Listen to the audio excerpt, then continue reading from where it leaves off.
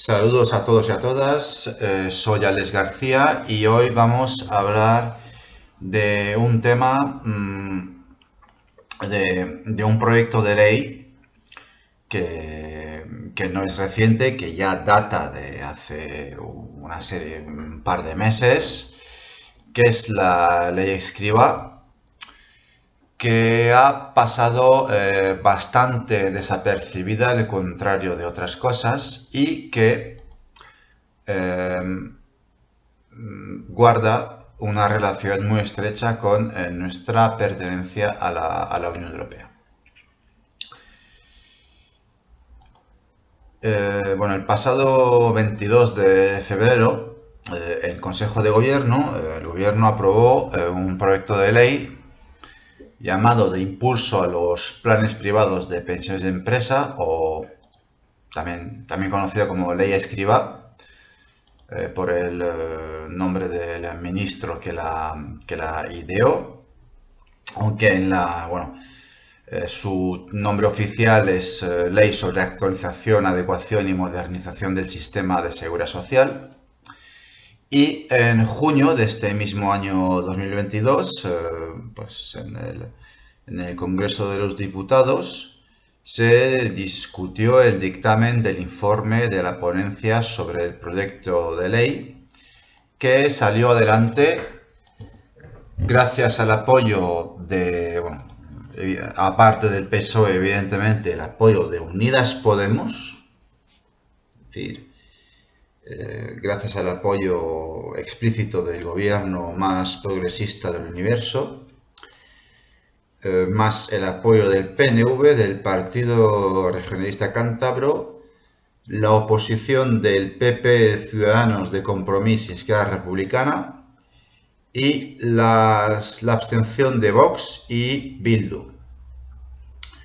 Bien, pues esta reforma del señor Escrivá lo que permitiría es promover un fondo de pensiones gestionado por entidades financieras privadas, o lo que es lo mismo, la privatización del sistema público de pensiones. Nos quieren imponer unos planes privados de pensiones que hasta ahora tanto los particulares, o sea, los planes de pensiones particulares ofrecidos por bancos y aseguradoras u ofrecidos por algunas empresas han resultado ser un fiasco, pero ahora parece ser que vamos a tener que tragar con abrir la puerta a la privatización del último servicio público del estado de bienestar, que no estaba privatizado,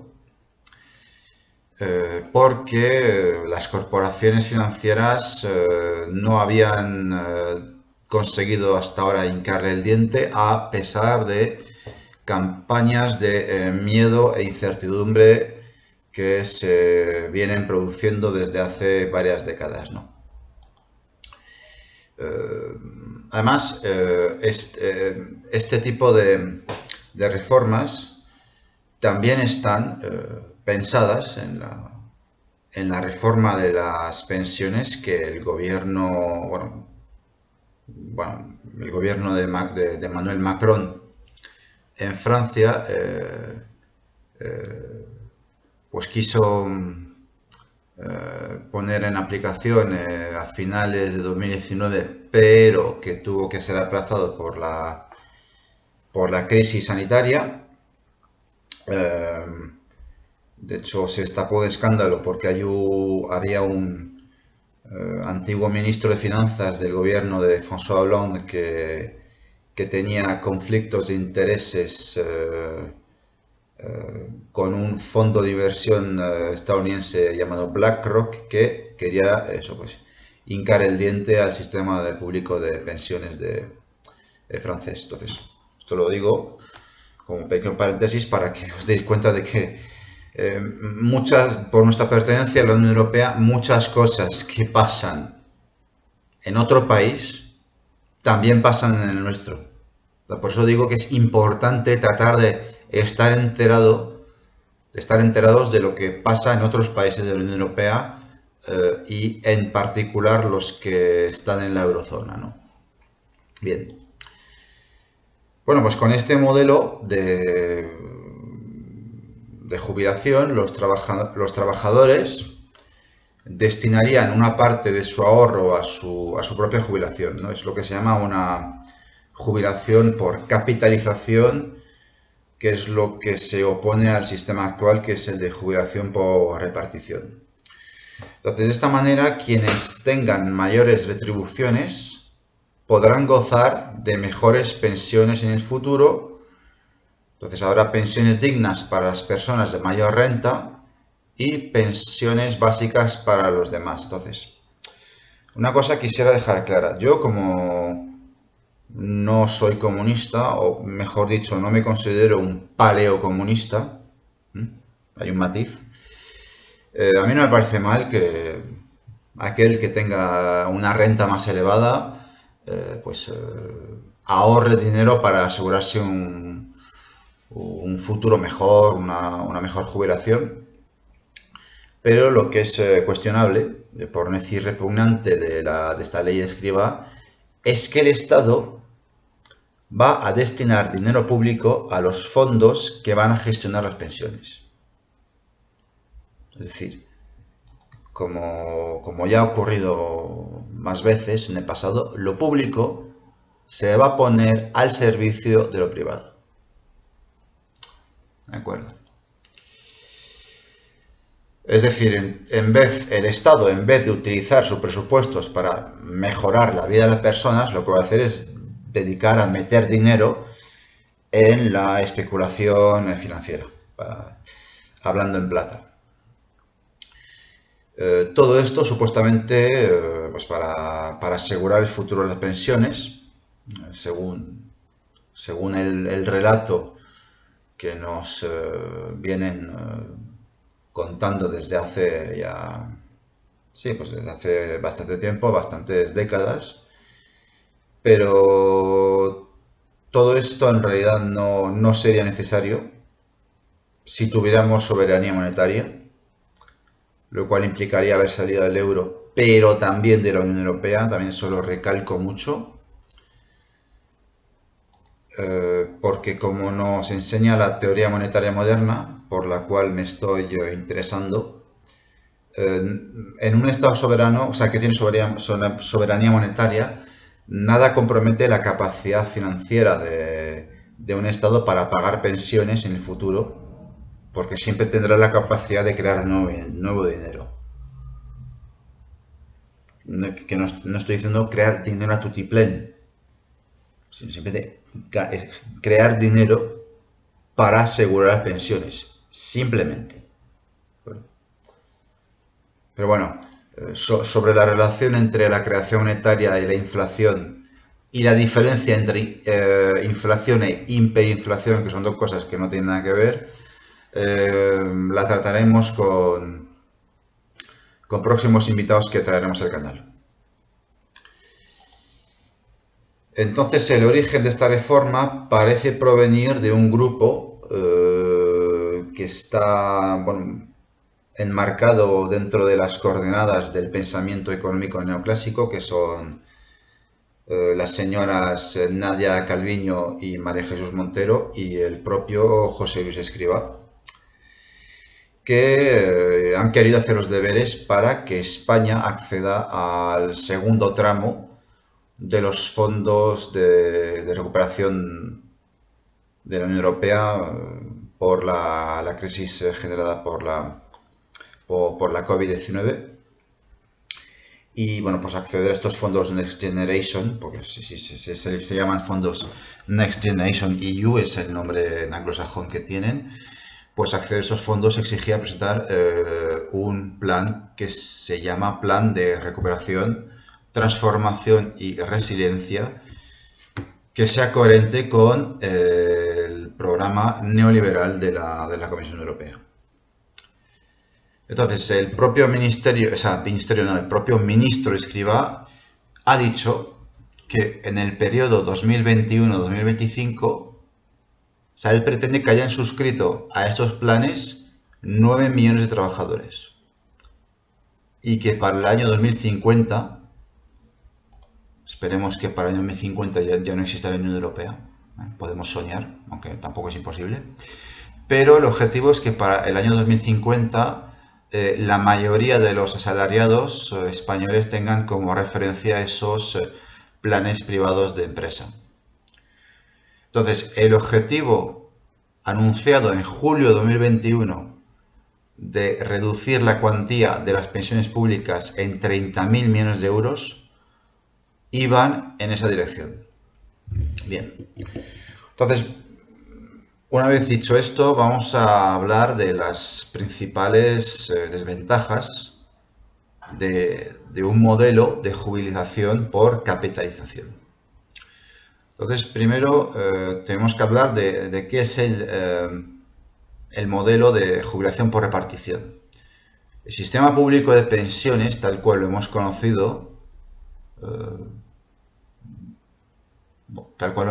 por lo menos desde el fin del franquismo, aunque bueno, supongo que también existía durante el franquismo en cierta medida, pero bueno, ahí es que tampoco os podría desarrollar en profundidad porque no soy ningún experto, pero por lo menos el sistema público de pensiones que hemos conocido durante la llamada democracia es un sistema de reparto y de solidaridad entre generaciones que pretende no dejar a nadie atrás y que promueve una salida colectiva a los problemas de sostenibilidad de las pensiones, ¿no? Es un sistema de solidaridad intergeneracional. Es decir, los trabajadores que están en activo, a través de las cotizaciones sociales, financian las pensiones de las personas mayores o dependientes. Y además es un sistema solidario entre territorios. Con lo cual, también abro un paréntesis, huelga decir que la separación del territorio español de una provincia con una renta más elevada que la media del país afectaría gravemente al sistema público de pensiones. Con lo cual, cualquier persona que se dedique a izquierdas es absolutamente imposible que pueda ser complaciente con cualquier tipo de movimiento separatista, nacionalista excluyente, si es coherente, ¿no?, con lo que supone los valores de la izquierda, ¿no? De hecho, si un día tomamos el poder, si los soberanistas un día tomamos el poder, creo que sería pertinente inscribir en la Constitución, claro, haría falta una Constitución completamente diferente, ¿no? Una que se pueda, reformar fácilmente, que tenga una estabilidad, pero que se pueda reformar. La actual es difícilmente reformable, pero bueno, si consiguiéramos derogar la actual Constitución, yo abogaría por inscribir el sistema de jubilación por repartición en la Constitución, ¿vale?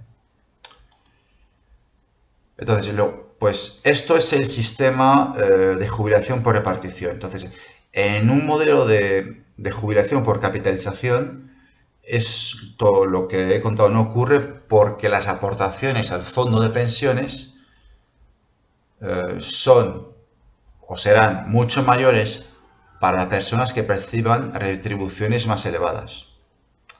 Es un sistema individualista. Es decir, digamos que cada uno cotiza para sí mismo, ¿de acuerdo? Y además es un sistema individualista porque depende de las aportaciones que cada persona haya podido hacer en su vida laboral. Pues lo que he dicho, que es un sistema en que cada cual cotiza para sí mismo. No es solidario.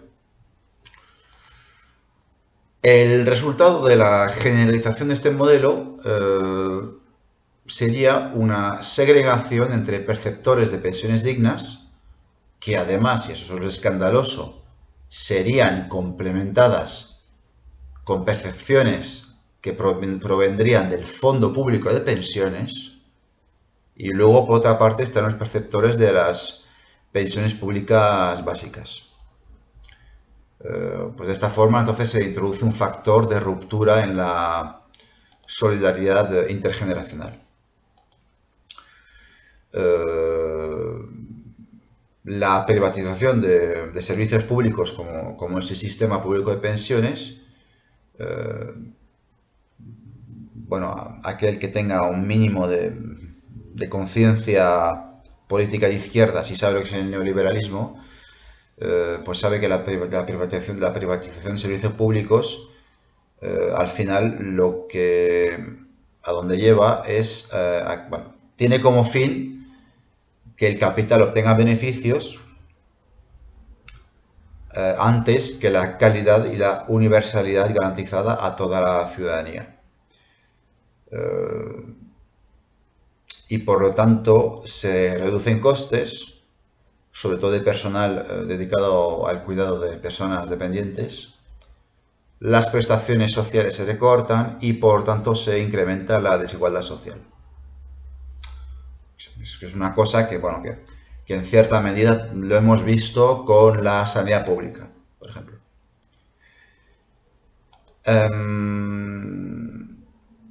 Después, a la larga, está previsto que disminuyan las cotizaciones sociales que financian las pensiones públicas y la caja común de la tesorería de la Seguridad Social. ¿Para qué? Para eliminar gastos para las empresas. Esto entronca con lo que dije en el anterior vídeo sobre la crítica del euro, ¿no? Que al fin y al cabo, si tú reduces el peso del Estado, en teoría, lo que haces es que las empresas destinen menos recursos al Estado y, por lo tanto, en el marco del modelo mercantilista que nos imponen desde la Unión Europea, para lo cual hace falta, aparte de lo que ya expliqué, de la devaluación interna de la fuerza de trabajo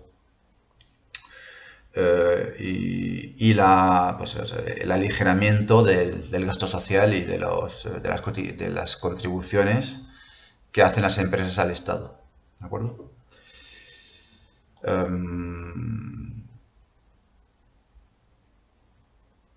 Entonces, la financiación de las pensiones públicas y a la caja común de la Seguridad Social por parte de las empresas se aligeraría y en su lugar, y en lugar de ello, se ofrecerían planes privados de pensiones que a las empresas les saldrían más baratos.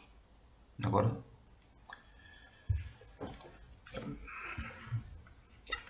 Entonces, como ya dije antes, las pensiones públicas, pues con esto, tarde o temprano, terminarán por disminuir y se convertirán en pensiones de beneficencia.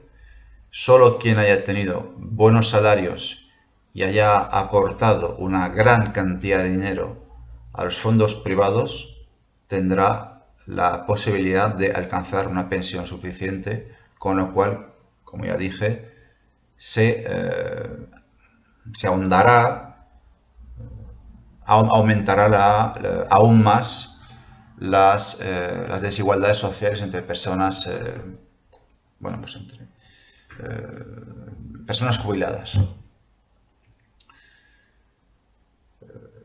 Además, estos fondos privados de pensiones estarán impulsados con dinero público a través de exenciones fiscales.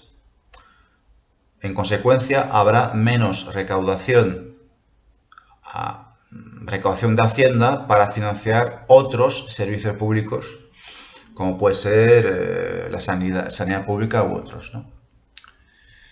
Después, estas inversiones en fondos de pensiones no están exentas de riesgo financiero, porque Los fondos privados de pensiones, que son fondos de inversión y especulación en las bolsas de valores, pueden ser rentables o no, dependiendo de la volatilidad y comportamiento de los mercados financieros. Entonces, claro, ¿qué pasaría si las personas que han ahorrado dinero para su jubilación perdiesen una parte considerable o no de su dinero debido a una mala gestión? ¿Cómo se resarciría a un trabajador que se jubilara precisamente en un momento que coincidiera con una crisis financiera que liquidara parte de su ahorro? Claro, con el sistema público de pensiones que hemos conocido hasta ahora, eso no pasa. Con el sistema público de pensiones el dinero está, o sea, la pensión está siempre asegurada.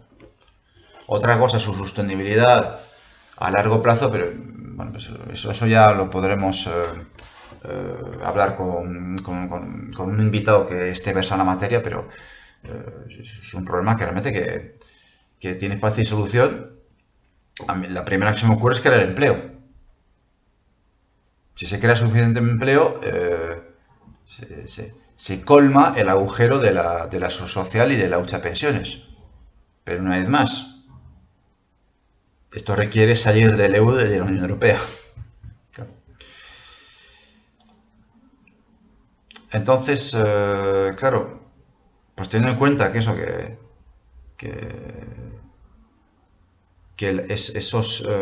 esos fondos de pensiones están sometidos a, ¿cómo decirlo?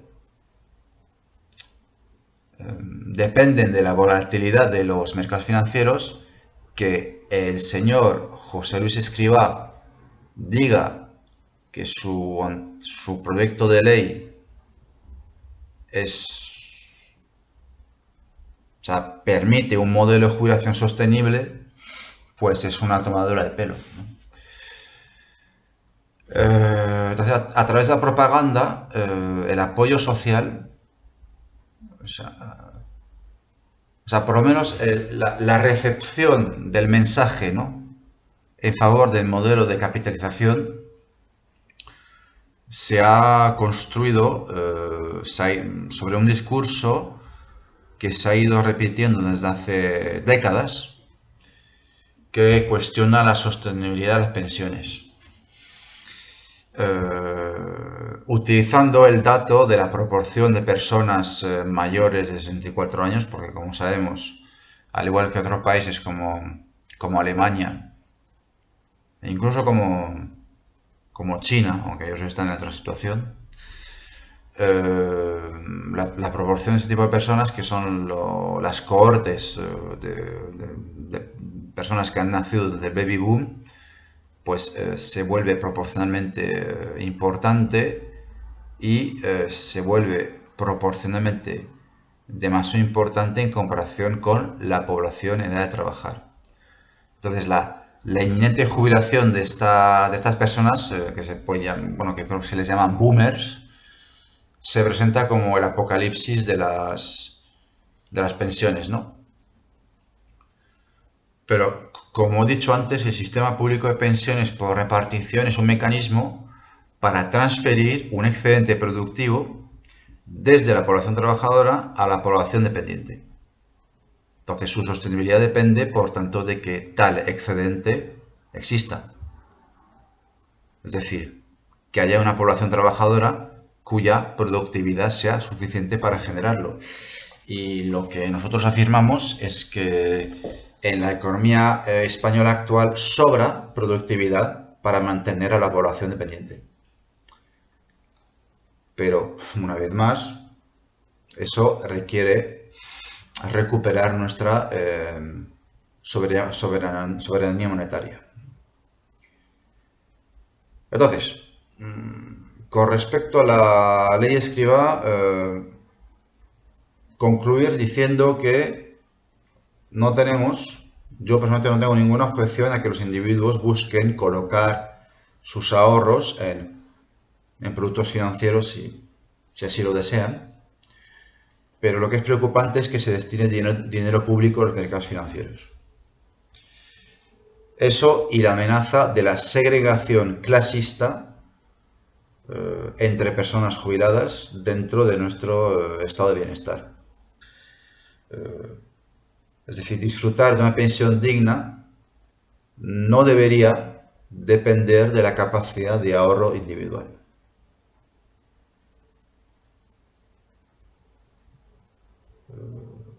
He considerado importante hacer un vídeo sobre esta cuestión porque se ha hablado bastante en redes sociales de la reforma laboral de la señora Yolanda Díaz, mejor dicho, la no reforma. Sobre este asunto, en la revista La Razón Comunista escribí un artículo que se llama Razones para el Brexit, donde explico en detalle cómo el grueso de la reforma laboral del PP 2012 no ha sido derogado. Y de eso se ha hablado y se le ha criticado al gobierno, pero por ejemplo la ley Escrivá ha pasado prácticamente desapercibida. Y bueno, pues es decir, bueno, que la promueva el PSOE no es de extrañar, pero es que ha recibido el apoyo de Unidas Podemos, ¿no? Entonces, esto en cuanto a la ley Escrivá. Pero ahora bien, quiero ir a lo más importante. ¿Qué tiene que ver esto con la Unión Europea? Pues indagando en internet lo revela, o sea, un artículo del diario Voz Populi del pasado mes de mayo que explicaba que el gobierno de Pedro Sánchez ya había pedido los 12.000 millones de euros que corresponden al segundo tramo de los fondos Next Generation EU que nos tocan, y que para recibirlos la Comisión Europea destacaba claramente dos condiciones. La reforma laboral de Yolanda Díaz, que ha sido muy bien acogida por el comisario de Economía italiano, que se llama Paolo Gentiloni, y luego la reforma de las pensiones. Sin embargo, si bien la reforma laboral ha sido muy bien acogida, parece que hay un escollo en lo que respecta a la reforma de las pensiones, ¿no? Ahí, si me equivoco, que me corrijan en los comentarios, pero si he entendido bien, el problema radica en que la Comisión Europea considera que la ley Escrivá no va suficientemente lejos porque dice que la reforma de las pensiones del ministro Escrivá es insostenible porque efectivamente prevé una subida de las cotizaciones a la seguridad social del 0,6%, que tampoco es enorme, ¿no?, como cantidad. Es decir, 0,6% que se divide entre 0,5% que recaería sobre la empresa y 0,1% sobre el trabajador, ¿no? Esto es lo que se conoce como cuota obrera y cuota patronal, ¿no? Entonces, en un principio, el gobierno de la nación, el gobierno de Pedro Sánchez, se planteó que este alza iba a recaudar cerca de 50.000 millones de euros, pero luego el ministro Escrivá lo redujo a 42.000 millones en noviembre del año pasado, noviembre de 2021, y a finales de enero de este año Pedro Sánchez lo ha terminado rebajando a 30.000 millones de euros. Además, esta reforma ha llegado a un mal momento porque a la preocupación que tenía Bruselas con la revalorización de las pensiones con el IPC, revalorización que el gobierno aprobó en diciembre de 2021, se suma el efecto de la espiral inflacionaria que estamos viendo ahora, ¿no? Allá por el mes de marzo, que si no me equivoco era poco antes de que se empezara a discutir el anteproyecto de ley en el Congreso de los Diputados, la inflación rozaba el 10%, ¿no? Entonces, claro, para hacer frente a la inflación, el gobierno español había decidido añadir 10.000 millones de euros a la revalorización de las pensiones, y la Comisión Europea considera que esto es excesivo. Entonces, creo que no me equivoco si pienso que dentro de la doctrina neoliberal, el problema que hay es que la Comisión Europea piensa que no se va suficientemente lejos, ¿no? Bueno, entonces, de momento parece ser que hay un escollo, pero la intención de la Comisión Europea está ahí. Y finalmente, ¿por qué os cuento todo esto? Esto no lo voy a repetir en todos los vídeos que yo vaya haciendo. De hecho, esperamos que en un futuro la mayoría de los vídeos que hagamos, bueno, la mayoría no, pero gran parte de los vídeos que hagamos sean entrevistas y coloquios. Yo al contaros esto estoy haciendo simplemente el trabajo que el PC e Izquierda Unida no han hecho en 30 años.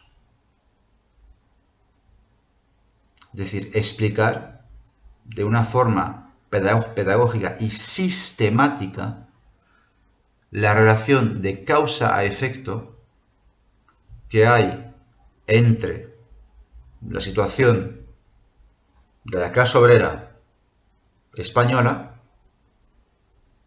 y nuestra pertenencia a la Unión Europea.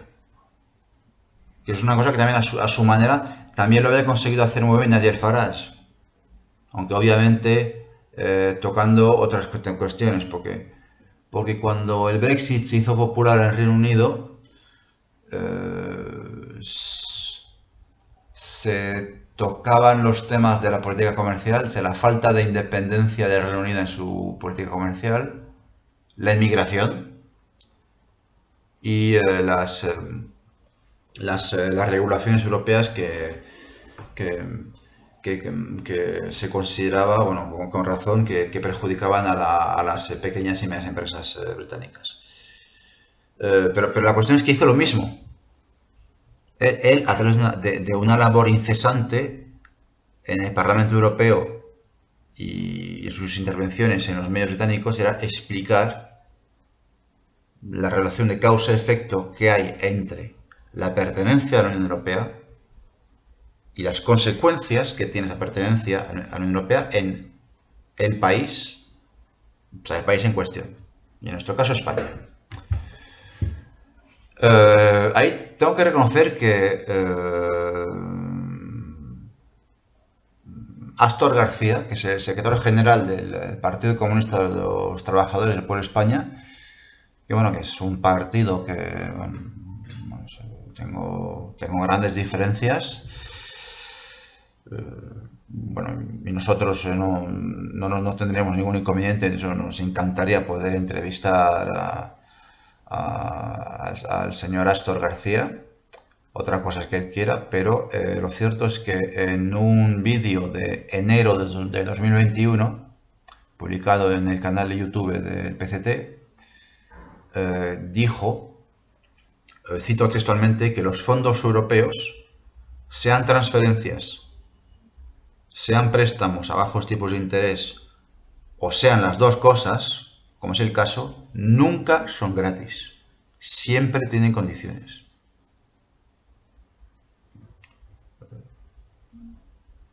Eso es lo que... Con eso no tenemos que quedarnos. O sea, era realmente de ilusos pensar que la Unión Europea nos iba a dar dinero, mucho dinero además. A ver, la verdad es que hemos sido de los países que más ha recibido dinero por los fondos de recuperación, Next Generation, pero que nos lo iban a dar ese dinero, bueno, dar o prestar, porque son por una parte hay transferencias y por otra parte hay préstamos, sin ninguna contraprestación. No, por supuesto que nos van a exigir cosas. Y la única forma de liberarse de esto es salir de la Unión Europea. Hay que denunciar la élite colaboracionista que acepta formar parte de este